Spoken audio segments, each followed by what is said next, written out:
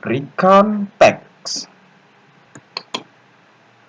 Pengertian recount text adalah jenis teks yang menceritakan tentang suatu cerita, tindakan, atau kegiatan. Biasanya, recount text menceritakan tentang pengalaman seseorang masa lalu. Purpose atau tujuan recount text yaitu to entertain atau untuk menghibur para pembaca atau listener, para pendengar. Type of recount text, jenis recount text, yaitu personal recount. Personal recount yakni salah satu jenis teks yang berfungsi untuk dapat menceritakan tentang pengalaman pribadi penulis masa lalu. Factual recount yaitu sebuah jenis teks yang berisi laporan suatu peristiwa yang benar-benar terjadi, misalnya laporan tentang sebuah kecelakaan. Imaginative recount adalah salah satu jenis recount text yang berguna untuk dapat menyajikan cerita imajinatif, sebuah peristiwa atau kejadian yang telah terjadi yang ditulis ke dalam bentuk teks. Ciri-ciri recount text: menggunakan kalimat past tense, lampau, seperti when, jadi tidak menggunakan go tapi menggunakan when. Departed, would, woke up, dan lain sebagainya. Kemudian menggunakan adverb dan adverbial phrase untuk mengungkapkan waktu, tempat, dan cara.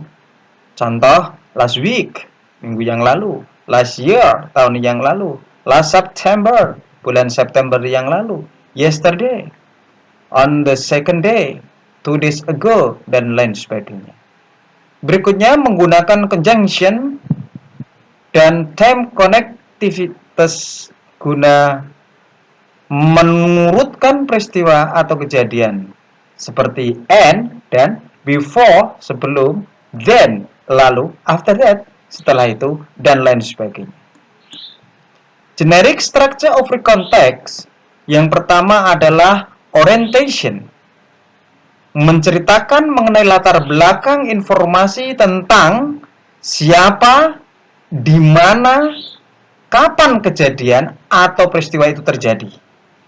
Berikutnya, event, menceritakan serangkaian peristiwa yang terjadi sesuai urutan kronologis. Yang ketiga, reorientation, merupakan penutup atau kesimpulan sebuah cerita. Untuk menutup sebuah cerita, kita bisa memberikan opini kita mengenai cerita tersebut. Contoh recount text, dengarkan baik-baik. Listen carefully. A trip to the zoo.